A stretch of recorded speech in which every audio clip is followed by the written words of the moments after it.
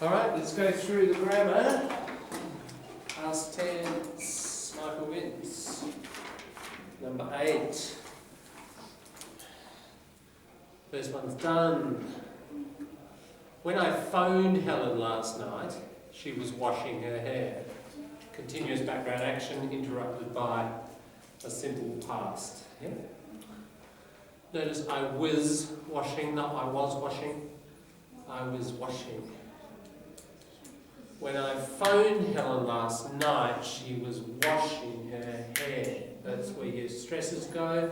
The auxiliary doesn't land on the stress, therefore weak. Peter offered me another drink, but I decided I had had enough. Yeah, because there's the decision, and it's a reference to the earlier drinking, past before past. I had had enough. I thought Peter asked that the offer is a first, like first.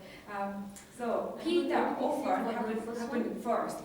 Yeah. And then, but I feel like I had enough. So that's why that decision happened after. That's why I used the perfect first. Peter had offered. Yeah. But you had offered. Yeah. You haven't before you. This is what the person would say. In the present, you're Peter, you say, oh come on, have another drink. I'd say, oh, I have had enough. Yes. Okay, but now you push it into the past. I see, yes. Have had becomes past perfect.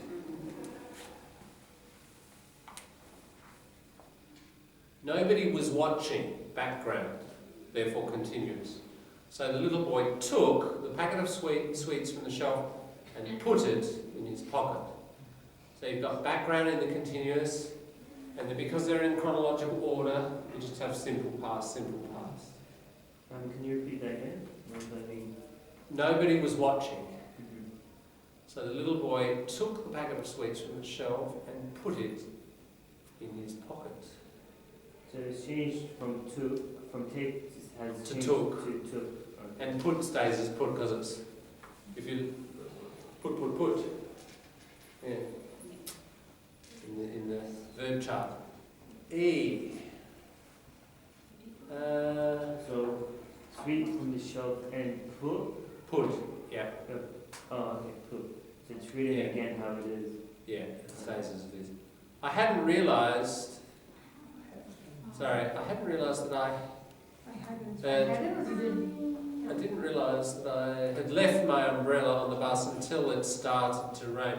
Both. I hadn't realised that I had left my umbrella. Yeah. Well, you got 3 events.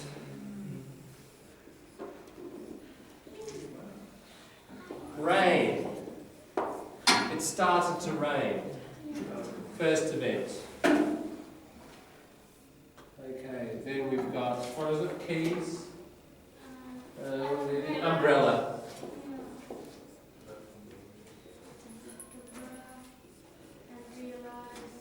I didn't realise. Actually, no. Until it started to rain. No, sorry, okay. Sorry. There's your realise. Realise is a bit after the rain, isn't it? Yeah. So it's actually the other way around. Sorry. So I didn't realise I didn't realise that I had left my umbrella on the bus until it started to rain. Yeah. We can say hadn't realized. No, it didn't, because the I was just thinking, yeah, the realisation happens just after the rain. So it's actually the last thing, so you can't use hadn't there. But then I bring it to my language, I think in my native language, I get it, I conceive it like it can be hadn't realized. Well, this is the issue you were talking about a couple of days ago. A direct translation won't necessarily tell you what you do grammatically in English, does it? Because I mean, Persian grammar is different. Yeah. But it makes sense, you know, in translation, it makes sense. Well, let's just look at the logic of the timeline. That, would you agree, is the most recent event? Realized. Okay, if that's the most recent event, we can't use hadn't about. We can't do it, because hadn't has to be past before past. Yeah, and it's not, so... Yeah, okay. At school, I disliked the math teacher because he was always picking on me. There's a complaint. And so it's in the continuous form. Was always picking. If you pick on someone that's... I used to this. I'm sorry? He used to always pick on me. You could... I used to dislike.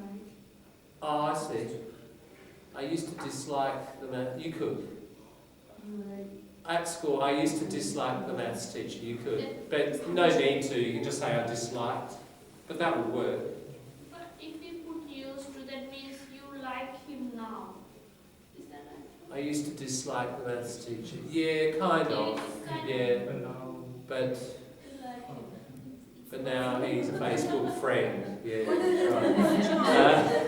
What about if I say, at school I used to dislike the math teacher because he always would pick me.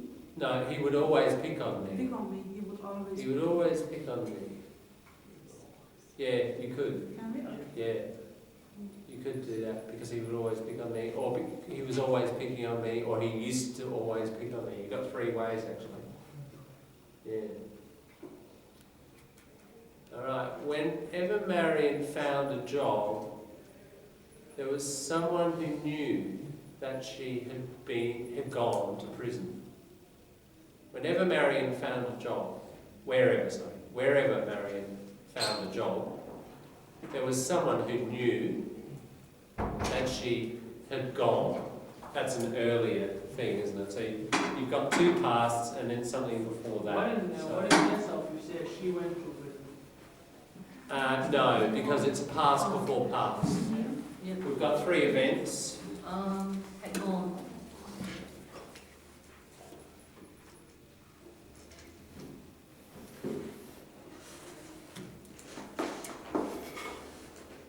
So M got job. Then a little bit after that, someone knew that she, back here, is it gone or been gone? There was someone.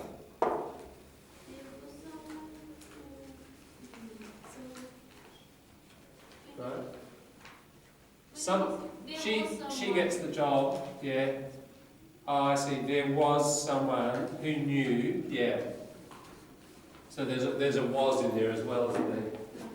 Yeah. So there's actually kind of at that moment there's a was, someone who knew, referring to the same moment. There's actually 4 verbs. Yeah. Does that make sense why that has to be had gone? Because it's past before past? Mohammed, does that make sense? Yeah. So You can't say simple past. we don't have to say she had been. You could, but it's just the verb is go. I mean, I would naturally say she had been to prison, but they want us to work with the verb go. Both. Someone had gone to prison, someone had been in prison. Yeah, both. Yeah. You mean we can use passive? Past. No, had been to prison. That Had been. Okay, sorry. that's all right. Had been. We can say either to or in prison. Probably better in. Had been in prison. Right, so those 2 things mean the same thing. But for example, Ling just came back from Hong Kong. Yeah, we were in prison there, didn't we? What for? But she is here now. Yeah. But so we only say Ling has been to Hong Kong. That's right, exactly. We don't say Ling No, no. has gone to Hong Kong. That's right, because we're here now, and we're talking about it up to now. Right? We're talking about up to now in that instance, because we're at this point, aren't we? So as you said, has been to Hong Kong. But if we put it all in the past, past before past, it's had been. Right? Before Lynn was in prison in Australia, right, she had lived in Hong Kong. Isn't that right, Lynn? I was in prison, but not as in the prison, as in the Australian prison. Yeah. Does that make sense to you? But how we talk about yesterday? Lynn was Lynn was here in class yesterday. Yes. She was here. Yeah. And she had been Yeah. to Hong Kong. That's right. But we Yeah. don't say she had gone to Hong Kong. You could. You can. That's just a choice of verb. She had been in Hong Kong or she had gone. It just depends whether you want to emphasise her being in a place or her going. That's just a difference of verb. But you used the past perfect for both, didn't you? You said had been or had gone. Yeah. But actually, in China, our English teacher told us we couldn't say that. Couldn't say what? Couldn't say had gone. Gone. We cannot use the gone. With how, you can't say had gone. No, we always say her been. Because she was back. Yeah. They said that the gone is like continue Yeah. doing something. Yeah. So If she- we was forbidden to use had gone. If Lynn was, Or in any context. In any context, we never say had gone. because she was back. If Lynn was in Hong Kong at that time, we could say Lynn had gone to Hong Kong. Right. But if she was back, we couldn't say that. Ah. We were taught. We Yeah, couldn't say but that. that's okay. That's kind of true. If you said, oh, Lynn had been to Hong Kong, that kind of means she's gone there and back. Yeah. She had gone to Hong Kong. And then Yeah. she had been. She had gone to... But if, it's pretty loose, because if you said, Lynn had gone to Hong Kong in the holidays, and Lynn's here, right, that people just assume, oh yeah, well she went there, and she's back, you know. You're not a hologram, are you, Lynn? You're really here. we're not just seeing you on Skype. Yeah. Okay. Yeah. That's partly true of been and gone. Been means sort of gone there and come back. So if you want to be more accurate, yeah. I mean, that's getting really... We've got a little idiom in English.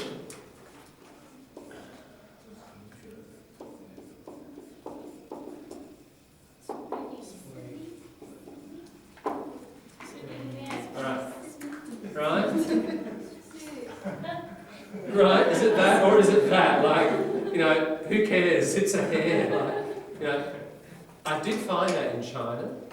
People, especially like high-level teachers of like senior 2s and 3s, will come to me and say, should we say this or this? And I just thought, both. It's okay. You know, natives do both. But there was quite a lot of this. Really, really overly careful. I guess that's fair enough. You know, I can understand why. And some of those made a difference, but many of them didn't. A bit like this. Yeah, there's a tendency to be over careful, maybe. I don't know. It's probably a good thing. Definitely beans. Yeah, good. As long as we know that, and you're out of jail, that's great. All right, let's move on. Several years later, I found out that during all the time I had been writing to my pen friend, my mother had been opening and reading the replies. So,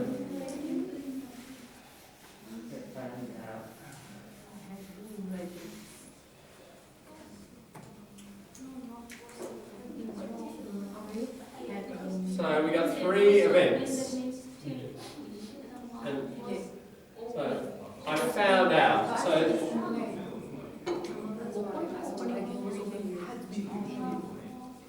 Sorry, what was the answer?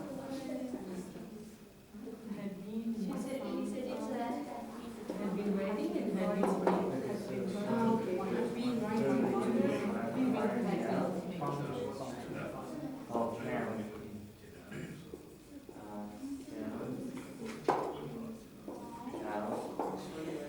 Okay, that's how I would draw it. You know, found out is obviously the latest thing, isn't it? Yeah. And he had been writing up to that. This is the point. Had been writing. That's past before past, and it's continuous. So it's over a long time. Repeated actions of writing. So we put it in the continuous, and it's a past perfect continuous. Now, at the same time, Mummy had been sneaking in and reading the letters, so it's like a parallel. It's not before, it's happening at the same time. So that is also past before past, and you'd put it in the past perfect as well. Yeah. You could, again, one of these things that a native wouldn't notice, you could say, several years later I found out that during all the time I was writing, yeah, my mother had been opening.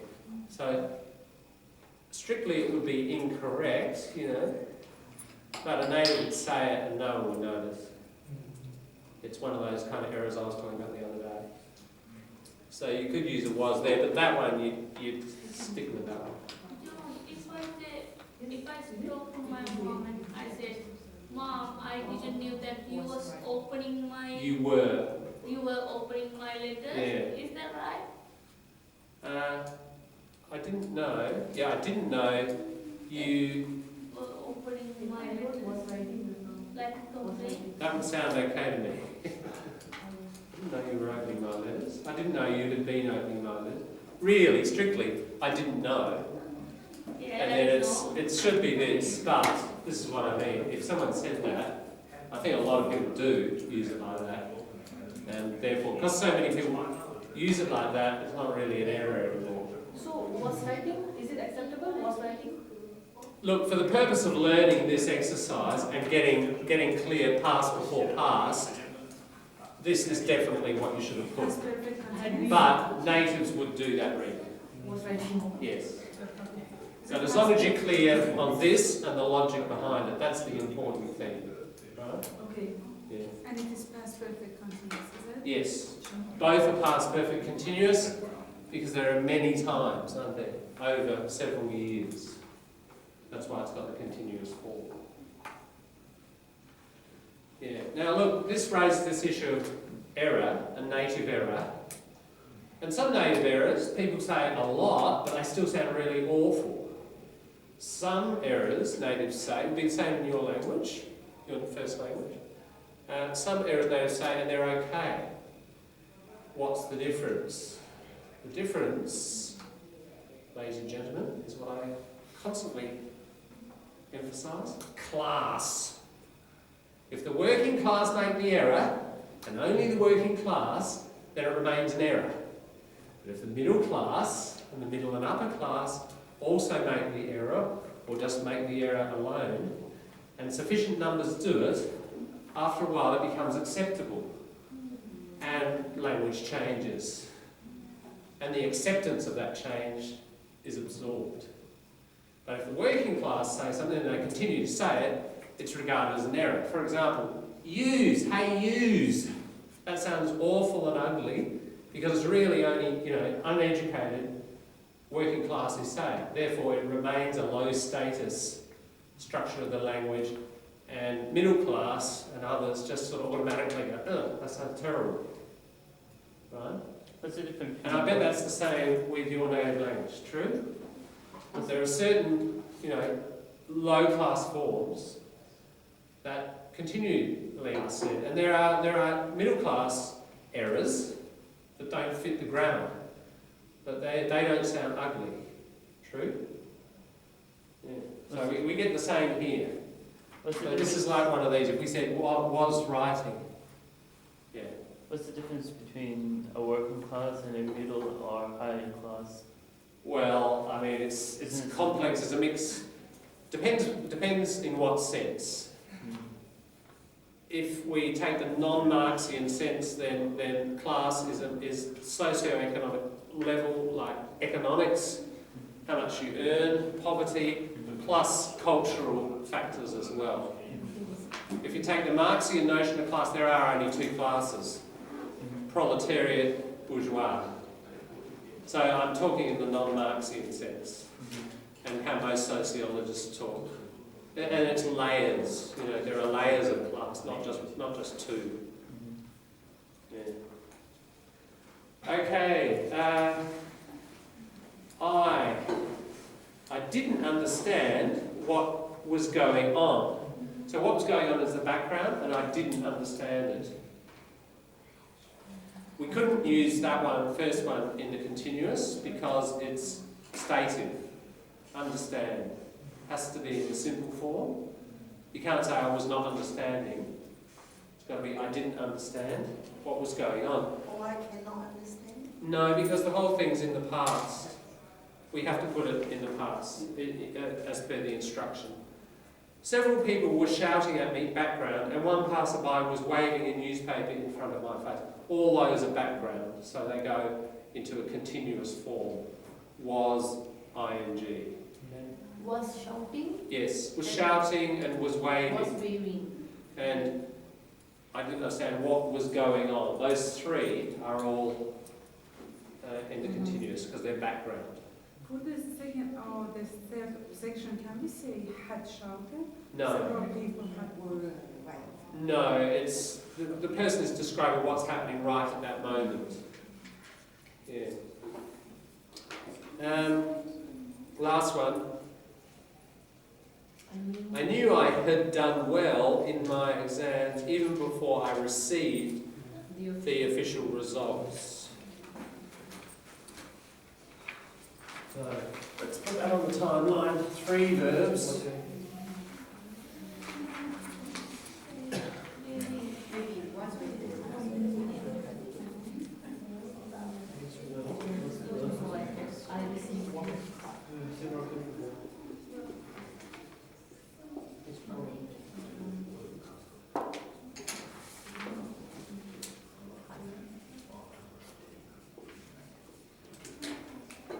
Right, I